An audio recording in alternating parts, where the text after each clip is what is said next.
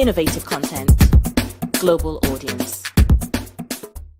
In Nigerians, it's another beautiful day here in the Federal Capital Territory, and yes, thank God it's Friday. Yeah. You know how it is when it's Friday. I'm usually happy on Friday. I see that you're I'm happy. Lovely week, long week, but we thank God it's Friday.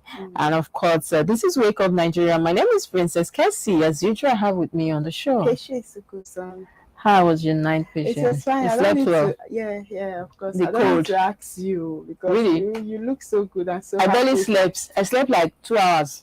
I won't Really? believe. And it's not showing on you this I morning. woke up around after 3. I couldn't sleep, and I slept like after 1 thereabout. So, Till like now. and it's not really showing you. You're looking good. But show Packaging. me the way. Packaging, you're getting much.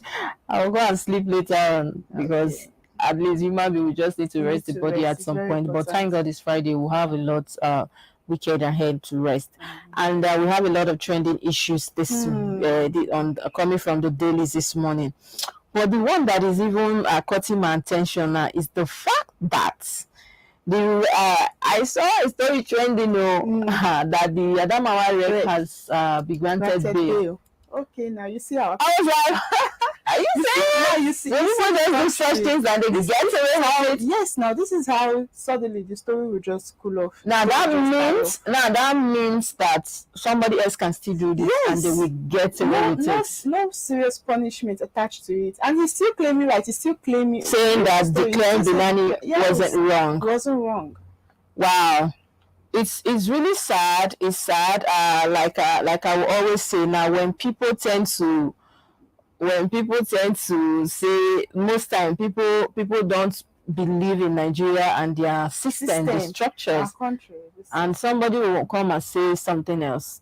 This is it. How can you trust such a country? That's Somebody, at least he should be held responsible for that mistake. I even kept for a while. I feel it's too quick. It's too quick. He was just he was on the run. They say yes, and then he was arrested like barely 3 days ago, and now he must have paid so much money.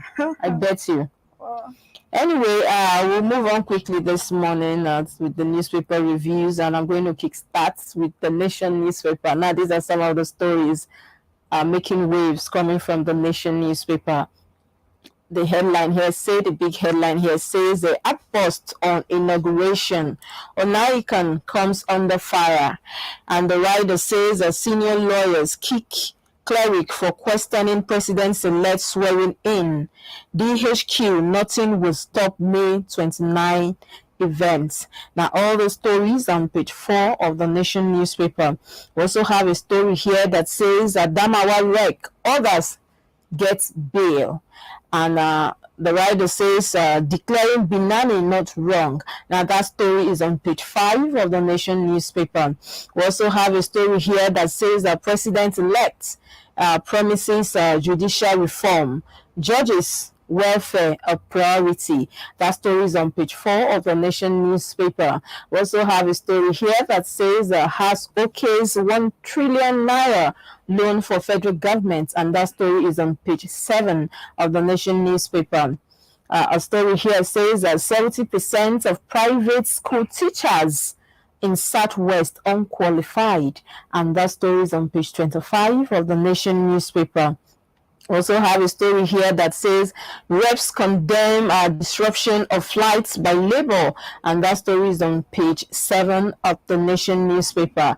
Also have a story here that says Osimhen delivers Siri a title to Napoli. That story is on page 31 of the Nation newspaper. We also have a story here that says NDDC seeks reps approval for 2.28 trillion naira 3-year budget estimates. That story is on page 5 of the Nation newspaper. We also have a story here that says accept tribunal verdicts. Gowon tells Atiku Obi orders. That story is on page 6 of the Nation newspaper. Now, these are all the stories we have coming from the Nation newspaper part. I don't know whether to be happy, to be sad, being in Nigeria. A lot is happening in this country, actually. But then, this is Nigeria. I don't think at this point the youth will do anything and these people will come and tell us. Now, I saw a video the other day, an old man, the man should be, let's say, early 60s, thereabout, or late 50s. This man was being attacked. He was beaten. He was kicked. He was slapped. He was like, they were just molesting him. He was already bleeding from his face because he stole a carton of noodles. Whoa. Now, my question is, and what I commented, do you think if this man was not hungry, he would go and steal out of everything in the world, noodles? Now, this is something I feel like everybody can afford. And when at a point somebody cannot afford noodles and they go to steal, is that reason enough for you to want to kill this man? That is the question. There are other crimes out there, bigger crimes out there that people do. People get away with it. This is Nigeria. I keep saying that people get away with a lot of things they do. And at the end of the day, there is nothing you can do about that. Look at this story here coming from page 5 of the Nation newspaper. Adamawa Rec, others get bail, declaring Binani not wrong. On page 5 of the Nation newspaper. Are you trying to tell me that so tomorrow it's okay for somebody else to come during the election and just do this? Okay, now the INEC as a system, as an institution, is a joke or what? Now, if somebody else does it tomorrow, he will say, after all, somebody did it last year. Yes. So this is It's if you ask me, it's really shameful. It's sad. I don't know. I don't have the full detail as to why he was granted bail. He was released, but maybe I'll have to check later to see the full details. But I don't think this is sad. And we have a lot of youths, and when they do things, we begin to blame the youth. The youth are this or that. A lot of people are being lynched to death over trivial issues, petty. Yes. Somebody goes to the market and steal just ordinary, maybe pack of mangi or salt. They want to kill them, that they are thieves. And then we have people are just there up there in institution, big men, big people in this country. This our country, rules, regulation, laws is not for the doesn't apply. Yes, I think it's just for the anyway. And then I saw a story here. Has 1 trillion loan, another 1 trillion. Okay. We're here. Dragging the country. And then we have a story here also that says 70% of private school teachers in Southwest unqualified. That number is much. Money. I was like, has private school billed you? If private schools have billed you, you'll be so angry why they should even have unqualified teachers. My nephew, my brother said he wants my nephew to come to school over here in Abuja. And then a family friend, family friends to him, he wants to sponsor one of their child as well. And so he wants the 2 of them to fly to Abuja, JSS1, they will just come to school. After school, they will go, you know, that kind of thing. So he asked me to go and do survey, which because of work, I couldn't have to place calls. I have been calling people. And if you see the kind of amount they are telling you, well, please, even fear, they now allow me to call my brother and say, it's like this. I'm like, for what? I went through the system. Look at us today. Yes. So I don't understand why I want to pay so much. And not just, we're not talking about for all the years the child will be in the secondary school. It's just for that first thing. Well, so how come they are not having unqualified teachers when the children pay so much fees? Is it that the school owners are not able? Are they being greedy? They don't want to pull from that money, because the money is not to pay qualified teachers. Because I don't understand. That is why you see that a lot of people will still tell you. I've seen people that say government schools are just the best. Government schools are the best, even though the system, there are lapses everywhere. Because come and see these private schools now. Later, do you know my younger sister? You were here the other day. I was quarreling with the teacher. Because I said I was not going to pay. I don't actually pluck money from the trees. Today bring this one, tomorrow bring this. And finally, they will not tell me they are doing lesson after school. So why am I sending her to school? If I want to do lesson for her, I will employ another teacher at home to do that, and then Momsy will monitor her. So why am I paying school fees, paying lesson fee, pay this one, pay like in a period of 3 months, I've paid so much, and she's in SS1, I mean just SS1. So it's really sad. I really do hope that they will find a way to sanitize it and flush out all the unqualified. Now, when we talk about this, is the stage you need to inculcate the things the children need to know. Of course. And if you are not able to impact that knowledge on the children, that is it. So we don't need unqualified people. We know that in as much as people are looking at job hunting, there are a lot of things you can do as well.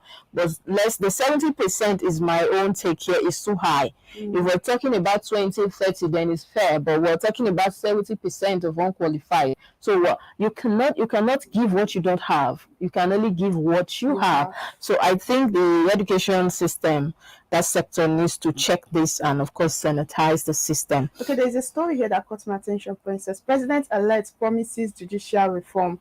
Now, over time, I've been observing the president-elect, that is a person of Tinubu. He had actually been making a lot of promises. I think he made a promise to the workers for living pay, living salary. Now he's making a promise to the judiciaries. I believe during the media time, he made promise to also see that media and journalists are given freedom. A lot of promises over time, but it's one thing to make promise and another thing to keep to the promise. Of course, we'll hold you by your words, which is actually. And this is actually my problem with a lot of them. You know, at some point they will come, they will say this thing, look at what Buhari say, and Buhari is still insisting, telling him that he has been able to checkmate the security system. Yeah, I saw it. So what do we do as Nigerians? Where as of today, looking back to like just let's not even go down 8 years. Let's say a year back. Up to now, you're saying that a lot of millions of people have been displaced. Let's just look at Kaduna here, Niger and Benue as a case study. Well, anyway, we leave for them. Yeah. And we move on to the next newspaper we have this morning. They're coming from the Guardian newspaper this morning. The big story here, it says student and study route to Japa. The story here says over $4 billion spent on overseas education in 8 years amid poor funding, neglect of public schools. You find that story on page 4 and 5 of the Guardian newspaper this morning. We also have a story here that says apologies, compensates for colonization, abhorrence, tells King Charles III. You find that story on page 2 of the Guardian newspaper this morning. And so we have a story here that also says fresh hurdle for air cargo as Sanko NACO raised charges by 100%. We have a story, Tinubu promises to fight corruption, protect judges from vices. You find that story on page 27 of the Guardian newspaper this morning. We also have a story here that says reps ignore outrage. Okay, Buhari's 23.7 trillion naira extra budgetary spending. You'll find that story on page 6 of the Guardian newspaper this morning. And then Nigeria's education crisis in numbers. Those are the story making waves this morning from the Guardian newspaper. What the Guardian? I just want to say this: Tinubu promises to fight corruption, protect judges from vices. I just think at this point, I speak this viewers. This is my personal opinion. I just really think we should just allow them to rule. Whatever they give to us, they should try their best. That's all the only thing we'll have to say. But these promises is what I don't really want. Promises is much, if you ask me. Right? Because I have noticed that since all my adulthood, I have been able to cover like 2 elections or 3 now, general elections, and I've seen that it's not usually. I'm saying that talk is cheap. So personally, I don't buy it because it's cheap. What the people want to hear. Now, when we talk about security, he's saying here that corruption. He's saying here, don't forget that was what Buhari said as well. That was the mantle. I remembered. I covered most of their campaigns then. the corruption, a lot of people, Nigerians, everybody were jubilating. We have a Messiah that will, because then they felt like corruption has eaten so deep into the fabrics of a nation. But look at us today.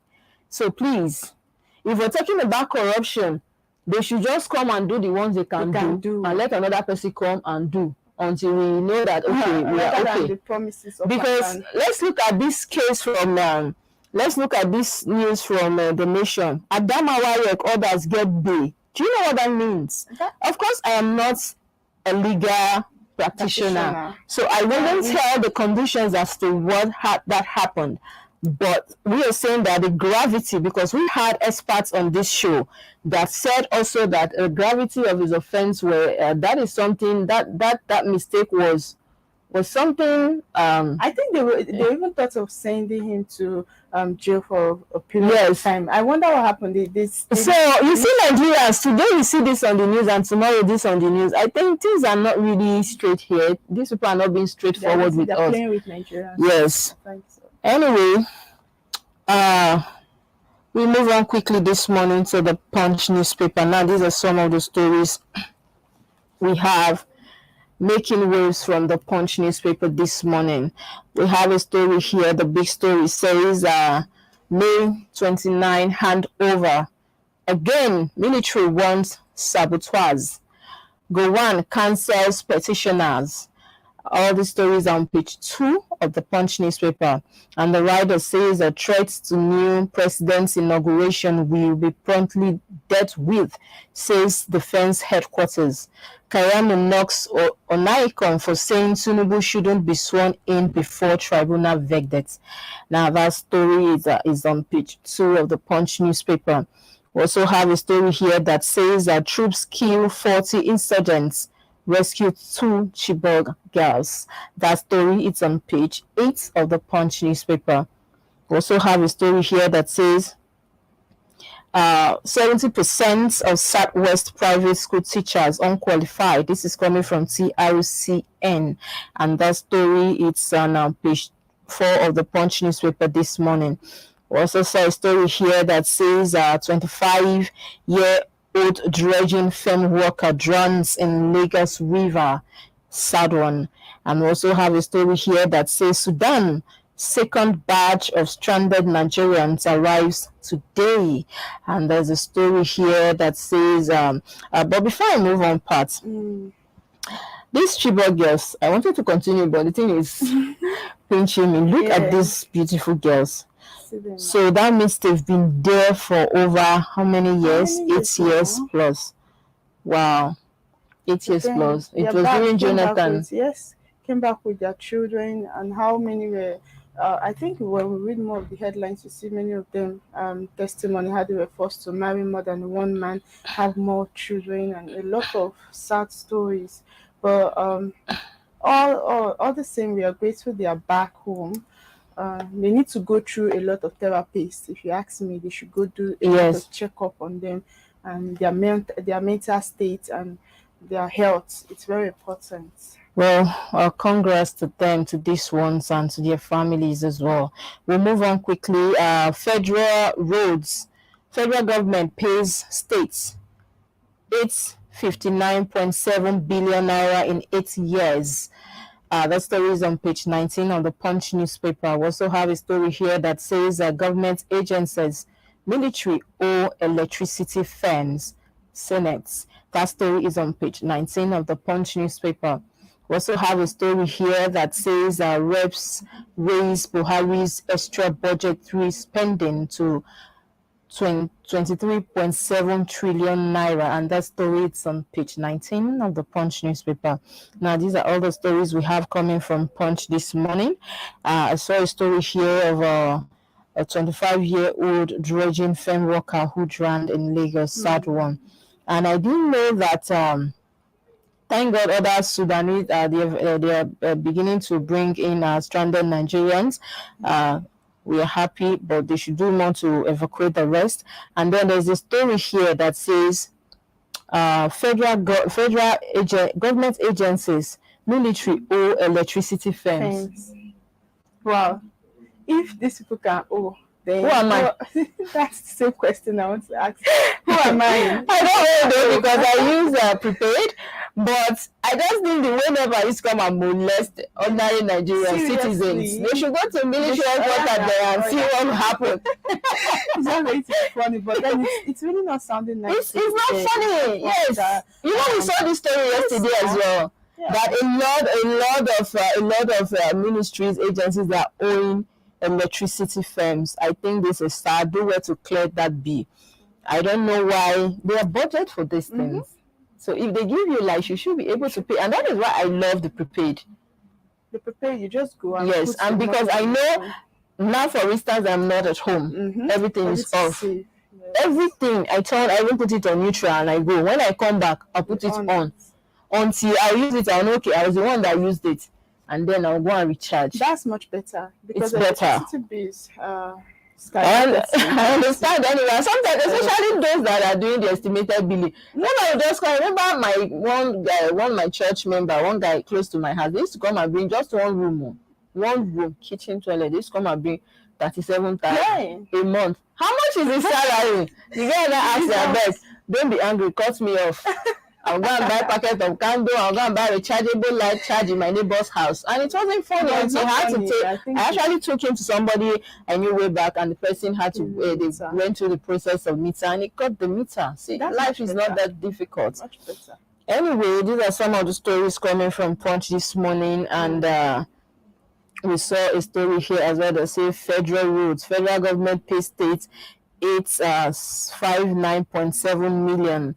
That is close to $1 trillion for 8 years. Most of the roads are still in jeopardy, if you ask me, except you don't travel by road. The few, especially Abuja to Lagos, Abuja to Warri, Abuja to Port Harcourt. Lagos-Ibadan Expressway, please. That road is very important. Yes, so Lagos-Ibadan Expressway. Then Warri to Port Harcourt, then Warri to Enugu. I don't think I've seen any smooth road there. Do better to put them in check. Anyway, viewers, don't go anywhere. We'll go on a quick break, and when we return, we'll continue with the newspaper reviews. A lot of trending issues this morning. This is the place you should be to know what is happening around us. Stay with us. Don't go anywhere. We'll be right back. Everything happens for a reason. Bless life from a different prison. Bless a lot of people locked up in bedtime 7 o'clock. What's up, y'all? It's your boy Ice Prince Amari. Ginger, aka Swagga Swagga. My name now is Femi, aka the Music and Taliban. What up, Nigeria? K to the O to the NGA Conga. Afrobeat Night. Afrobeat Night. The Afrobeat Night. Afrobeat Night. Nigerian Week in London. The Nigerian Week. The Nigerian Week. The Nigerian Week. On the 19th of this beautiful month of May 2023. May 19th.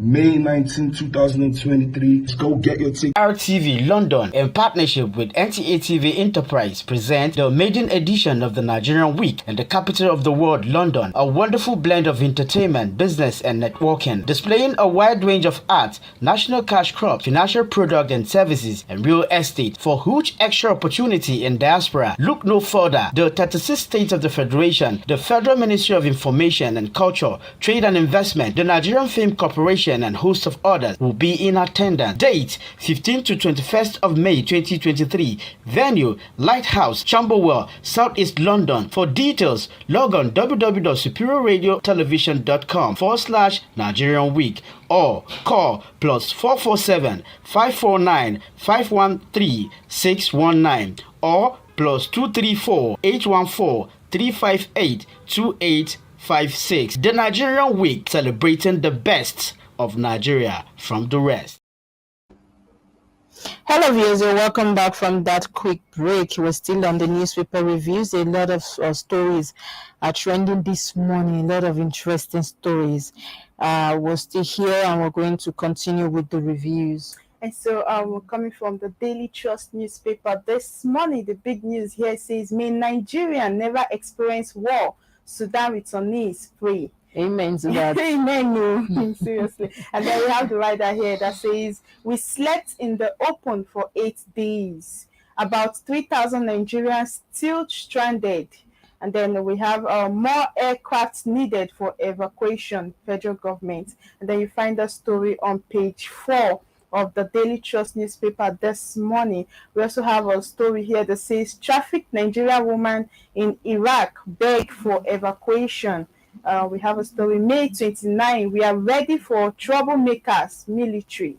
And I was forced to marry 3 Boko Haram terrorists, rescued Chibok girls. You'll find that story on page 2 of the Daily Trust newspaper this morning. We have a story here also that says 70% of private school teachers in Southwest unqualified. TRCN. You find that story on page 3 of the Daily Trust newspaper this morning. Taj Bank unveils Osita Iheme Saratu Baso as brand ambassadors. You find that story on page 22 of the Daily Trust newspaper. We have a story here that also says bride arrested for beating pregnant co-wife to coma over prayer mats. Wow, okay. You find that story on page 25 of the Daily Trust newspaper this morning.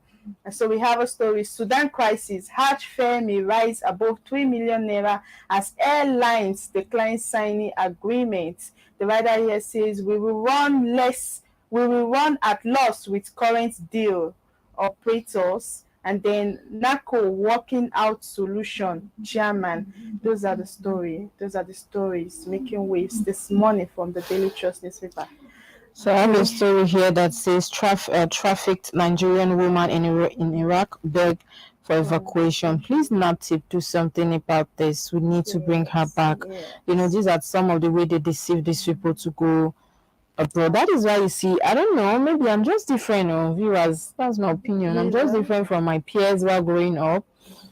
While in school, then, you know, we had a lot of opportunities. People would come with so many promises, so many tantalizing offers to tell you, let's go abroad, let's do this. The opportunities were there, but I just told myself, this is not what I want. I want to go life through I want to go through life through a normal process, right? Yeah. At some point when I know I'm old enough to travel on my own, I will travel on my own. I don't want somebody holding my hands, taking me somewhere I don't know. According to Nigerians, they will take you to somewhere. Yes, on them.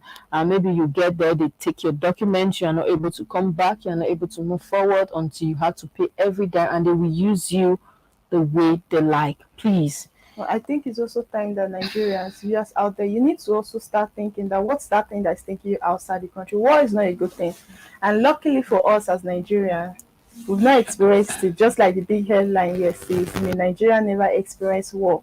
It won't happen, we pray, because war is a terrible thing. We've seen that from the movies, from news, from other countries, and it's not something we want to behold.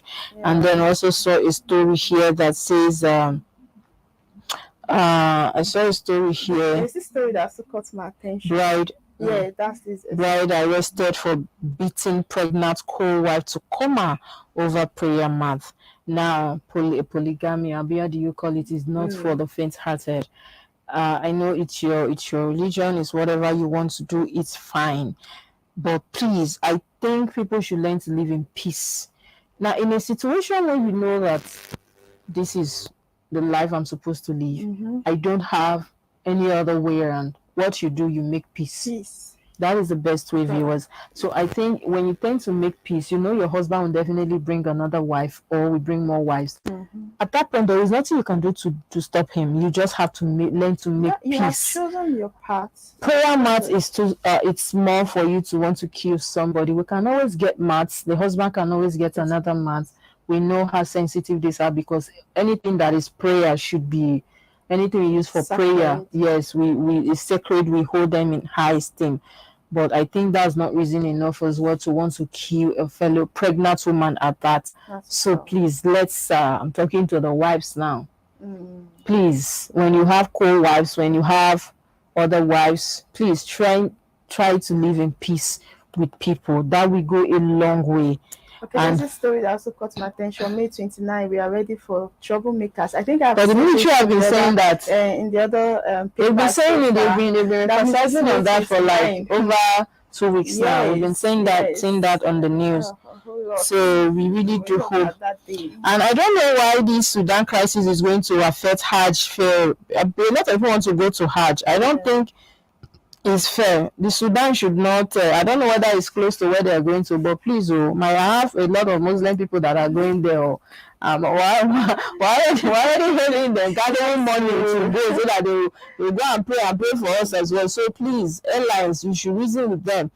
And then we move quickly now to the next newspaper we have, and that would be the Tribune newspaper, Nigerian Tribune. These are some of the stories we have from the Nigerian Tribune this morning, making waves. And the big headline here says, our ordeal returnees from Sudan recounts. And right, it says 4 aircrafts conveying about 400 returnees being expected. And we have another one that says federal government mobilizes 2 Nigerian airlines, Sudanese local airline. No Nigerian who wishes to come home will be left behind. Humanitarian Affairs Minister blames third-party vendors for glitches. All the stories on page 2 of the Nigerian Tribune newspaper. We also have a story here that says APC crisis. Lukman writes Adamu, National Working Committee apologizes for embarrassing party leadership. That story is on page 3 of the Nigerian Tribune newspaper. We also have a story here that says confirms withdrawing suits against the writer says confirms withdrawing suits against the national chairman, secretary, and all these stories are on page 3 of the Nigerian Tribune newspaper. We saw a story here that says all election petitions should be decided before inauguration of government. This is coming from an icon this morning on page 3 of the Nigerian Tribune newspaper. I also saw a story here as well that says gunmen kill 3 policemen, cuts away arms in Anambra. That story is on page 26 of the Nigerian Tribune newspaper. As well, we'll have a story here that says no cause for concern over May 29 inauguration. That story, it's coming from the DHQ, and it's on page 27 of the Nigerian Tribune newspaper. As well, we'll have a story here that says 70% of private school teachers in Southwest unqualified to teach. That story is on page 4, and it's coming from TRCN. Another story here says, I will support education until I leave planet Earth. Fair Babalola. Yes, that is as on page 4, and that is the CEO, will be the director of Affair Babalola University. I think because that school is actually named after him. We saw the last story here that says reps want dead voters removed from INEC register on page 23 of the Nigerian Tribune, and I concur to that. I also do. When I read it, I was like, yes, because the number, the figure they call about voters, registered voters before the election was high, and then after the election, the numbers that comes out to vote is not up to. That's because most of them are. We say some of them are no more. Why? This Affair Babalola, I think he's the owner of the famous university, prestigious university. I think people are saying it's the best in the country actually, but it's not my mouth. People will hear it, but that is what they are saying. I know a lot of students from there. In fact, my niece went there. She graduated from there, and a lot of my cousins they are there as we speak. My nephews, they are there, and then of course I know a lot of my church members. Their kids are there as well. The system there is just, according to them, is close to perfect. It's not perfect, but it's very close to perfect. And that is why a lot of people would rather go through the stress of just gathering all the money and take their children there. You don't have to hear excuses. So, and it's a good one. We move on quickly this morning. We saw a story just before we go here. Onaiko is saying that all election petitions should be decided before inauguration of governments, before May 29. Now, the man is feeling, the Bishop Emeritus is feeling that maybe just after inauguration, these stories will just die off and nothing will happen. It's now that the heat is on that they are supposed to decide. If you remember, there was a time I said it here, Princess, that I wish the Constitution had just made it that if there is case in court, then You they shouldn't decide be, immediately. yes, they shouldn't be handover until all cases in courts are concluded on. settled and concluded. But then, if this is how this is how it has always been, now it's now that Nigerians are saying, it shouldn't be like shouldn't be this. But so. it's not something that we do overnight. It's not now. It's, of course, not just once. People should come up with the bill if they want to pass it, that okay, they want the constitution to be amended. Once there's a case in court after the election, no inauguration till after the every case is settled. But then if they inaugurate him, Princess, just like you say, every other case in court will definitely fade away. Like, we know the story, but anyway, we'll move on quickly to the next newspaper we have, viewers. Yeah, so coming from this day newspaper this morning, the big news here, it says Tinubu vows to make corruption unattractive, says unity of country not negotiable. And then the writer here says there can only be one president at a time. I cannot commit to expenditures. And then pledges to fulfill all political promises. You find that story on the front page of this day newspaper this morning. We also have a story here that says May 29, DHQ warns against plot to scuttle handover program. You find that story on page 26 of this day newspaper. Then we have a story also that says, in alliance with Jibrin, Akpabio gets momentum. Over 65 senators sign support. And then the writer here says, Oshomole waits in the wings, relies on constitution. Kalu still in the race, insists Southeast deserve it. You find the story on the front page of this day newspaper this morning. We also have a story here that says, Onaika, it's senseless to swear in 2023 winners of polls with pending court cases. And then the writer here says, calls for review of Nigeria electoral system. Okay, and so we also have a story here that says, inauguration of ultra modern magistrate court complex in Port Harcourt. Those are the stories coming from this day newspaper. And I see America again, the Bishop Emeritus says it's senseless to swear in 2023 winners of polls with pending court cases. And that was why a lot of people were kicking him, APC people, even Kaimo, a lot of them we saw from the other papers were actually kicking against him for saying that. Anyways, that is his opinion, and he has his right to opinion. If there is a need for the reviews of some of this Nigerian electoral system, they should be reviewed for the betterment of everyone. And of course, we move quickly to the next newspaper we have this morning, and that will be the Vanguard. These are some of the stories we have coming from Vanguard newspaper this morning.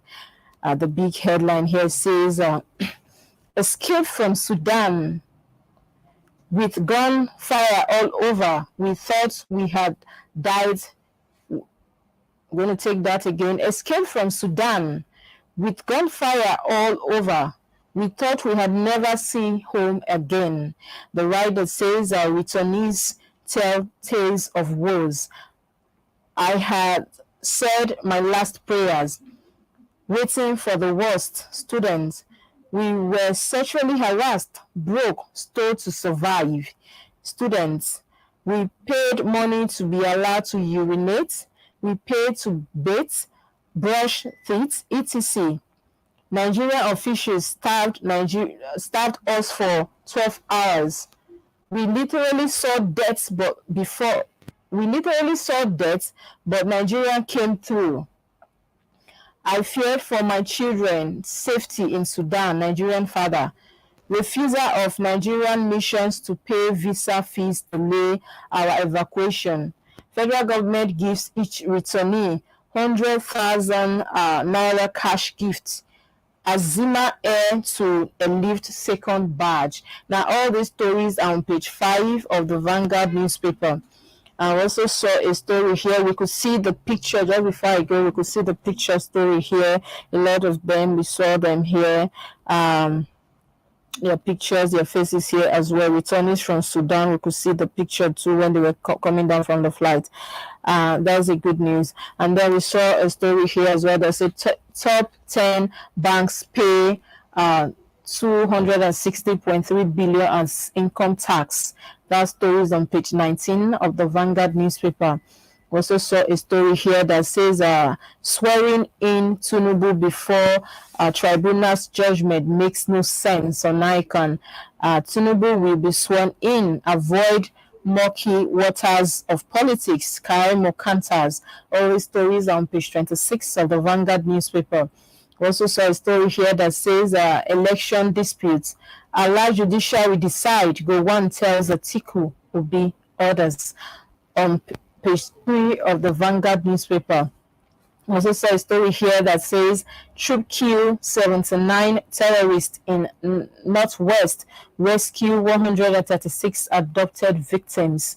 And that story is on page 3 as well of the Vanguard newspaper.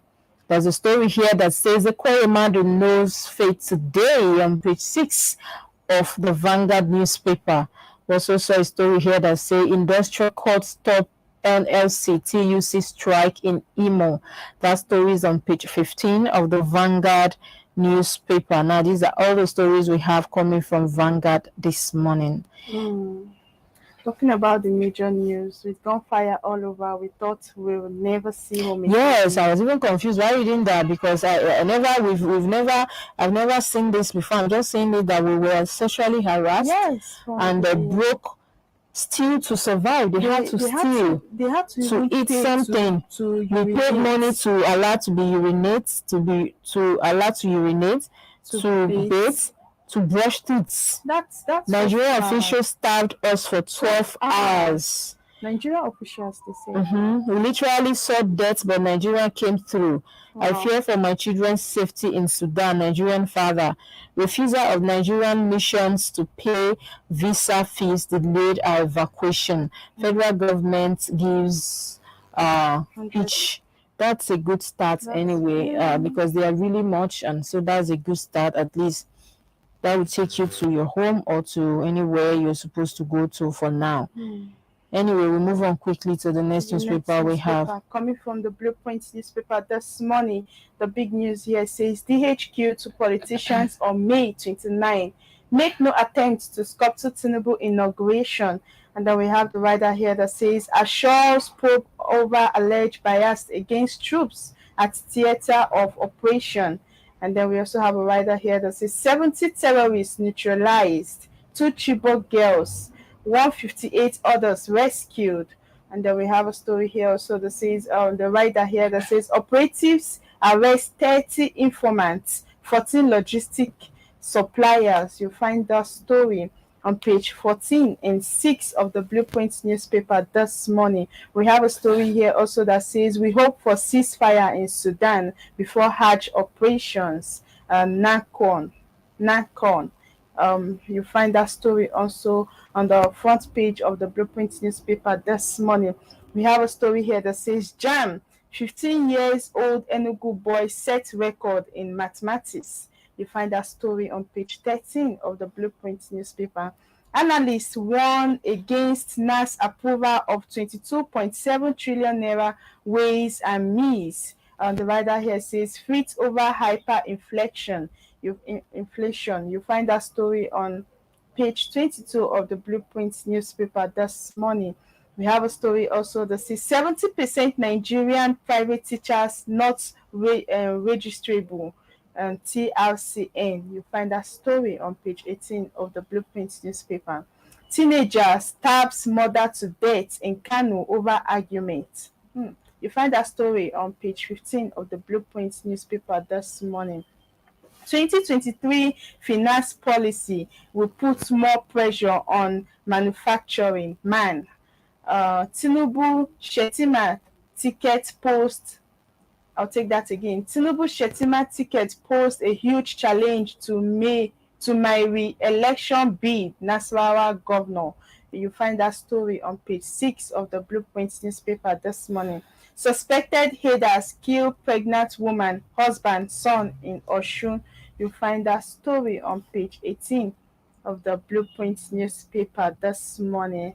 And so you can also see first batch of 368 Nigerians stranded in Sudan arriving at the Nnamdi Azikiwe International Airport in Abuja Wednesday night. And then the returnees checking their temperature, and also you see the picture on the front page. Some of the returnees going through immigration check. Photo of Nan. Those are the stories making waves. Well, that is morning. good news. We thank God we have some of them here in the country. They are not safe, well, sound. At least there's no place like home, no matter what. Like home. Home is the best. And we hope that the federal government will do more to bring in others that are also there waiting to be evacuated as well. We saw a story here that says 15-year-old boy, Enugu boy, set record in mathematics. That's a good one. Catch them when they are young. Wow. Yes, this is the best. When they are young. That's why I love what you said earlier about the unqualified teachers. It's now that the children, whatever you put in their head, to really get to stay, and it's a good one. It's a good one. That is really nice. So we have a mathematician in a 15 years old. Wow, that is really interesting. Congratulations to him.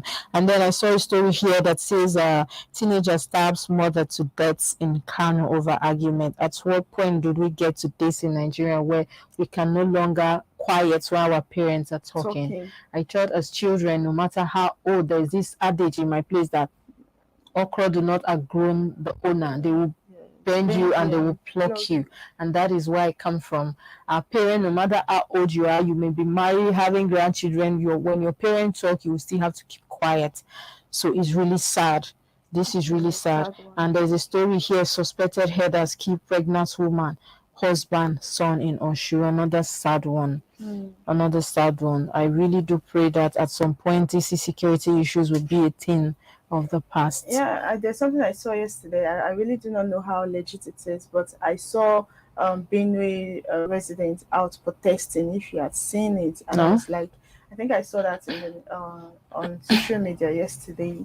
But since it's not on the headlines, but then if that's what they are doing, I think it's time they should actually come out to protest, because the rate of killing it's too much. It's too much. All right, we'll move on quickly to the last newspaper we have with us here, and that would be Punch Sports Extras. And the big headline here says champions, the senior qualifies equalizer against Udense hits second goal of the champion campaign. Hans Napoli scored to tie after 33 years. I'm going to take that again. Champions, Osimhen's equalizer against Udense, his 22nd goal of the champion. Hans Napoli scored Beto after 33-year wait. That story is on page 6 of the Punch Sport Extra this morning. There's a story here also that says Messi in talks over Saudi Arabia move, and that story is on page 2 of the Punch Sport Extra this morning. We also saw a story here that says Boniface, my barracks to Europe story on page 6 of the Punch Sport Extra this morning. There's a story here as well that says PSG shortlist Olisa as Messi's replacement. That story is on page 6 of the Punch Sport Extra. We also have a story here that says Ubede charges Eaglet to be ruthless. That story is on page 6 of the Punch Sport Extra. There's another story here that says Ten Hag uncertain of summer spending, and that story is on page 4 of the Punch Sports Extra this morning. We also have a story here that says Premier League, Brighton 1, Man United 0. Drama at MS. Mark All-Star last grip penalty. Hands host 3 points in ill-tempered clash. That story is on page 8 of the Punch Sports Extra this morning. Now these are all the ones. We saw a story here with the picture as well that says Napoli Serie A title celebrations. You could see the picture there. A lot of people are just shouting, jubilating. Now these are all the stories we have coming from the Punch Sport Extra this morning. Congratulations to Sime. He's really doing proud. He's doing us well, and that is the kind of thing. It's a Nigerian. That is the kind of thing we like to be associated with. Yes, so good news and celebration. Anyway, that's a good place to wrap up the reviews today. But I'm going to be calling Colleen. We'll discuss some of these headlines, these very topical headlines we just reviewed. Now, don't go anywhere. Stay with us. We'll be right back after this break. Everything happens for a reason. Bless life from a different prison. Bless a lot of people locked up in bedtimes having a. Oh, what's up, y'all? It's your boy Ice Prince Amani. Ginger, aka Swagga. My name now is Femi, aka the Music and Taliban. What up, Nigeria? K to the O to the NGA Conga. Afrobeat Night. Afrobeat Night. The Afrobeat Night. Afrobeat Night. Nigerian Week in London. The Nigerian Week. The Nigerian Week. The Nigerian Week. On the 19th of this beautiful month of May 2023. May 19th. May 19, 2023. Let's go get your ticket. Go get your ticket because we're gonna shut it down. Ice Prince Amani's in the building. Yeah. Go get your RTV London, in partnership with NTA TV Enterprise, present the maiden edition of the Nigerian Week in the capital of the world, London. A wonderful blend of entertainment, business, and networking, displaying a wide range of. Hello viewers, welcome back from that quick break. Like I did promise before the break that I was going to come back with a journalist as well to discuss some of these very witty headlines this morning. I have here with me via call Ene Iguve. How are you doing this morning, Ene? Good morning, Ene. Hello, Ene, can you hear us? Yes, we can hear you. Good morning. How are you doing today? I'm doing good. And how are you guys? What are you doing? We're fine. And it seems that you're sleeping. It seems I woke you up from sleep. I'm at work already. I'm not sleeping. The weather is kind of cold, you know. That is true. Anyway, a very quick one now. We have some of the headlines this morning are very topical. Coming from Onaiko this morning, he's saying it doesn't make sense that petitions, or he's insisting that all election petitions should be decided on before inauguration of the new government. That it won't make sense to see that they are doing inauguration, they sworn in a new government, and then we still have pending issues against the said president-elect. Now, what's your take on this? Of course, that's a very that's fact, and that's the very right thing to do. I for one, I was expecting that by now all the petitions should have been, the court should have, there should have been a ruling already, because inauguration is just few weeks away. On May 29th is inauguration day, and then we are still having cases dragging in court here and there. I mean, it's that the government will be sworn in, and at the end of the day, you now bring another ruling, whether favorable or the other way around. It's going to cause a lot of, it's going to cause more harm than good. So I'm expecting that the judiciary system should have, they should be they should be up and doing at this point. Latest, before May 29th, they should be done with all the rulings, either the cases are being dropped or whatever rulings they want to bring, they should bring it, so that we know that we are moving on and we are moving, please. We can't be having cases against the president-elect, and then he will be sworn in on May 29th, and then you now start dragging him back and forth again. You are dragging the country, not just him at this point. I love that. You are dragging the country, and it's going to cause a lot of setback and lots of issues that is not going to mean well for us. At this point, Nigerians just need closure. So whatever the judiciary is doing at this point, they need to make it fast, and they need to come up with a ruling before May 29th. So I stand with Onaikon 100% on that. Wow, I love that word, that they not just at that point they will not just be dragging the president, but the country as well, yes. And that will be some sort of distraction on him. And then we also have a story here, and then that is saying that 70% of private school teachers are unqualified. What do you think would do? Yes, I think this is very, very true. Personally, private school teachers, right? You see, the problem is that most of these private schools do not want to employ qualified teachers. I'll just start with that because of the payment, because of the salary. But the children pay a lot as well. The student pays so much for fees and a lot of money here and there. But the teachers are underpaid. Like, as they interacted, like, there was somebody I met recently. He was even pursuing his master's degree, but sadly, that guy is paid a little less than 30,000 naira in a private school. Yeah. And trust me, he wouldn't want to be unemployed. So they just feast on people's, what do I call it, on people's insecurities. They just feast on the fact that there are no jobs, and they take advantage of them. If you do a survey around private schools in the Federal Capital Territory, for instance, you will see that most of the teachers they employ are secondary school, graduates, and then some who have managed to go through the higher institution, nothing with BEd or anything related to education. So they don't really know. What they are concerned about is children speaking English, speaking Fone. That is the only thing most private schools are concerned about. They are concerned about pampering their students. On the other way around, most times people subscribe to private schools because of the care that children tend to receive. They pay heavily. So they give their children that care. Whereas in government schools that we have qualified teachers, these teachers are overpaid.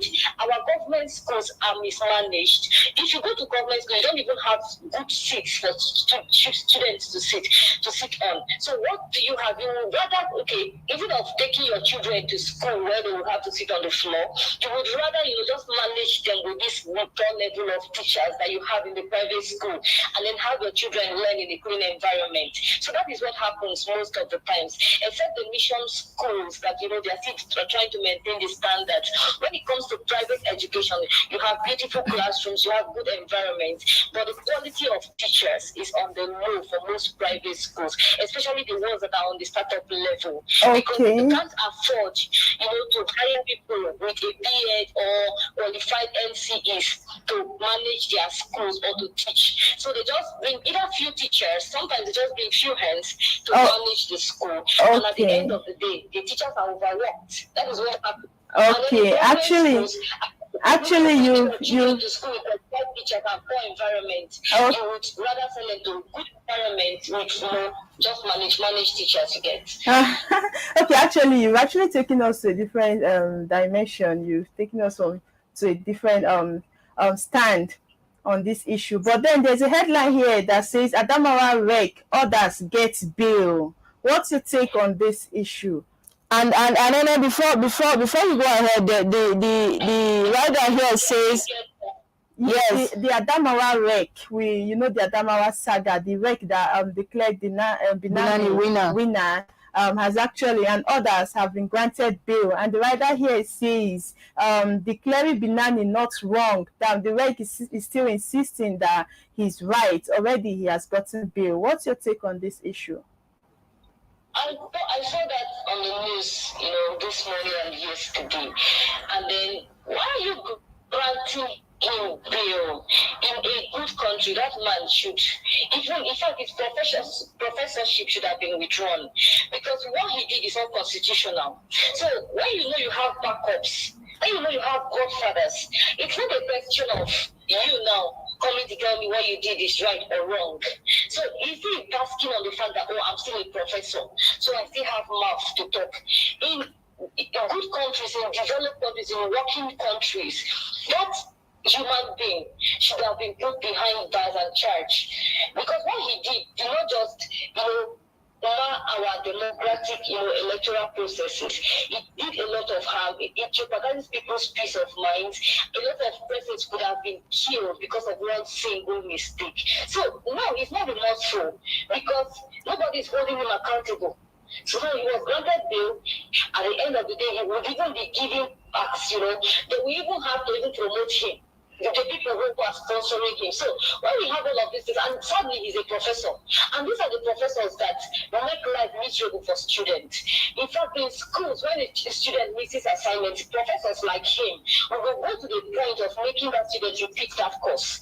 So when we have a system that only favors the mighty, that only favors those who are placed at a particular position. What do we expect? So he should be ashamed of himself for making such comments in the first instance, because he is an academician and he is mentoring a lot of students. He's a professor, so he knows what's up. So he shouldn't just be coming to make. When I saw that yesterday, I was disappointed.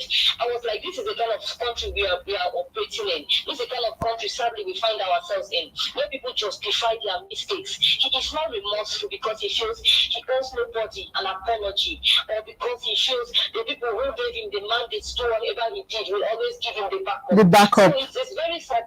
It's a very sad system we are operating in this country. Well, it's so sad. Like exactly, that was my opinion as well when I saw that news, and it was somehow shocking to me to know that means tomorrow somebody else will do this and get away with it, and nothing will happen. Except, of course, you don't belong to the cabals, or you don't belong to a certain level or position in the country. Otherwise, you will just get away with it. And then we have a lot of trending issues as well.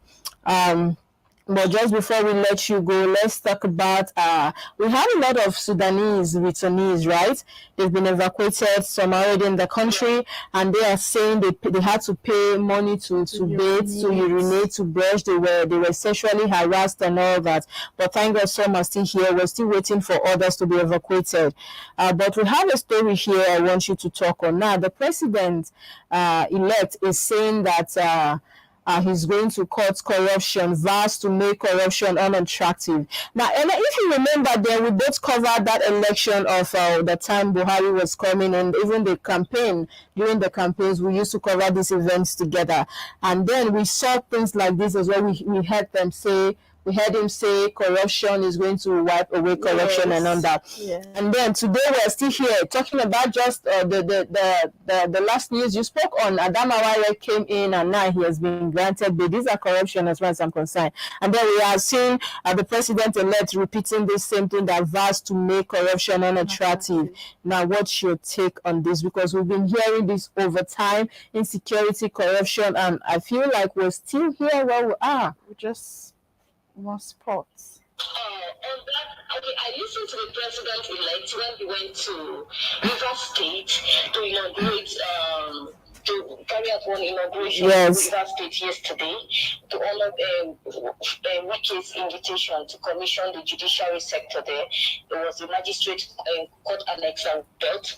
And he said something that really interests me. He said, this is the way to fight corruption. You do not fight corruption in a bad system. You fight corruption by bringing development. So the only thing I'm going to say, everybody have their own different views on how to fight corruption. That is right. He did not say he's going to fight corruption like Buhari said. He said he's going to make corruption unattractive. Do you understand? Yes. Now, if I'm going to make, for instance, exam malpractice unattractive, then I should be ready to employ good teachers to tutor students, to be able to write that exams without having to rely on expo.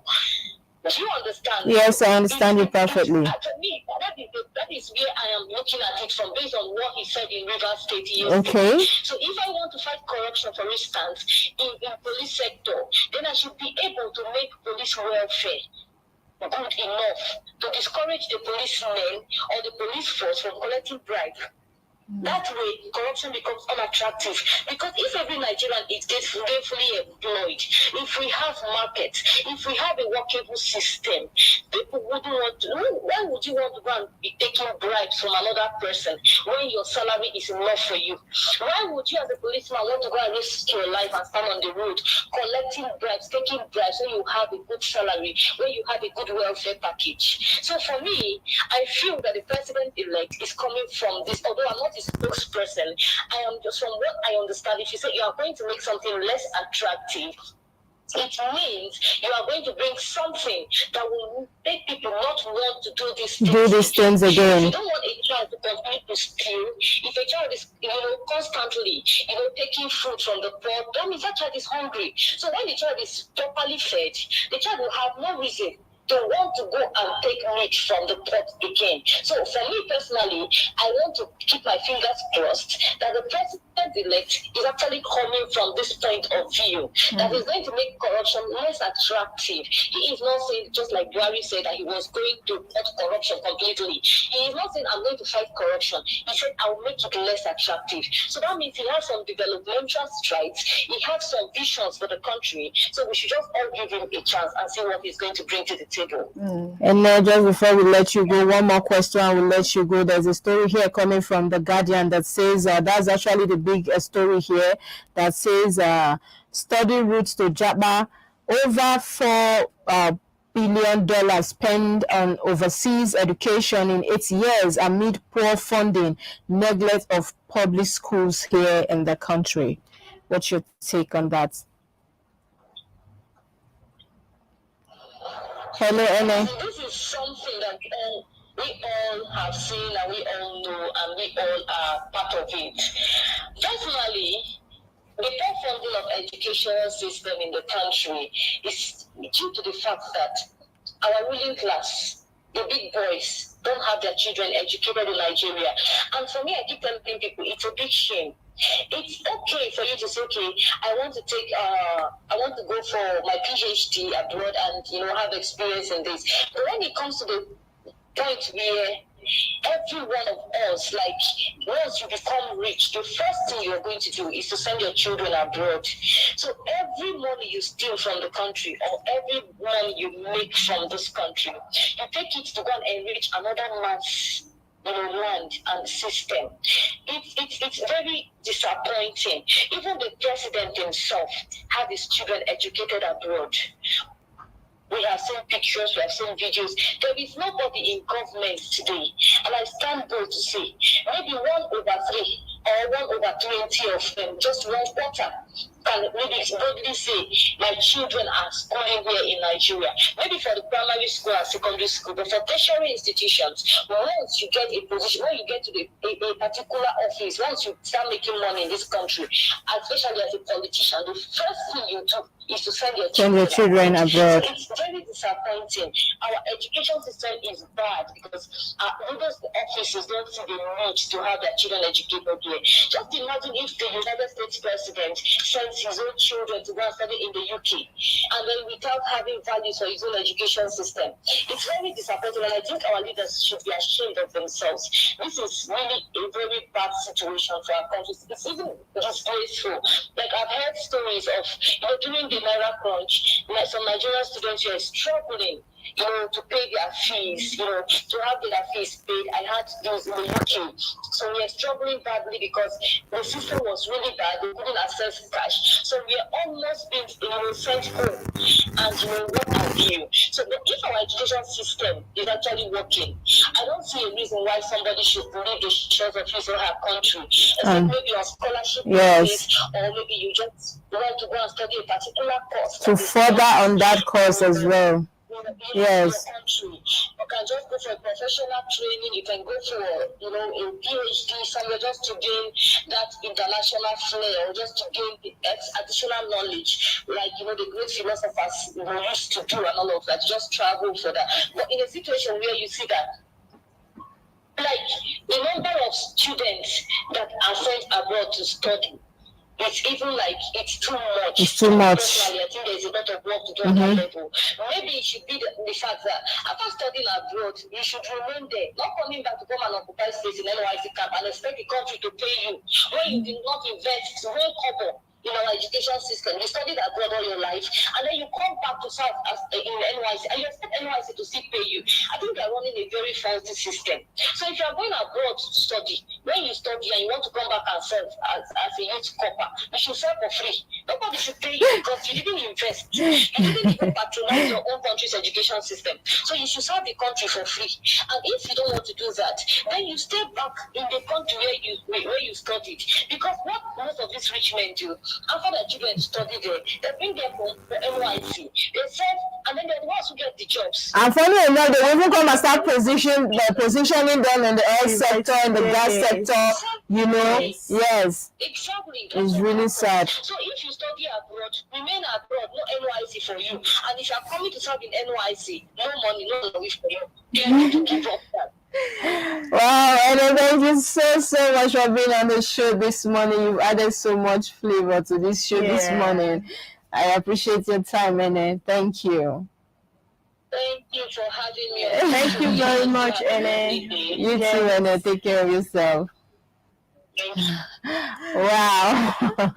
I can't help but laugh. She said, if you are coming back from abroad, if those of you studying, there should be a law that no arrival for you. So whether you stay there and serve or you come here and serve for free for not patronizing the education check it very well. sector. I think it would be nice. Yes, and I think that will help some of them to stay back. We know also why they are traveling is because of time. I would have asked them, don't you think the Japa syndrome is based on strike? You see somebody being in school a course of 4 years for 6-7 years. That is not fair enough if you ask me as well.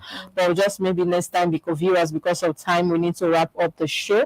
And next time we'll have Ene back on this show some other time, maybe next week. Yes, thank you so much for being part of the show. It's been a fun ride, a lot of interesting stories. But just before we go, let's not forget a Nigerian Week London that is fast approaching. It's just around the corner already. The clock is ticking as we're talking right now. So get your stand, get your tickets, be where to be part of that event. A lot of ministries, agencies, for starters, already partnering with us, talking about superstars, the Nollywood and the film producers, and of course the superstars musicians. They are already on board. We have the like of Ice Prince, Orishefemi, Konga, Teriji that will be performing in that event. So do well to be part of that event. Just a small money and you are there. So we're going to showcase we as a people to the world, our colors, our food, our film, our music, and of course our business opportunities there as well. So be part of that event. Just before we go as well, don't forget to hit on the notification bell. Share our page and subscribe. Tell a friend to tell a friend. It's a chain. Keep inviting people to come to the page. And of course, we have a lot of interesting program here on SRTV that will interest you and your friends and your family as well. And while you're out there, stay safe, be at alert, drive carefully, driver. Don't forget to obey the traffic law. Of course, thank God it's Friday. Yes, like we always say, it's Friday. While you're out there having fun, do well to be at alert, stay safe, and obey traffic. I repeat, obey the traffic laws. It wouldn't be more than 1-2 minutes, and you just go your way. But please obey the traffic law. It's Friday. You know how it is. After work on Friday, we turn out. A lot of people go to have fun and relax as well. Now we'll do this again on Monday, hopefully. I remain yours truly, Princess KESSY. Thank you so much for doing this with us. It's been a fun week. Yes. And remember, yes, peace is priceless. So let's give peace a chance. We'll see you next week. Everything happens for a reason. Bless life from a different prison. Bless a lot of people locked up in bedtime 7 o'clock.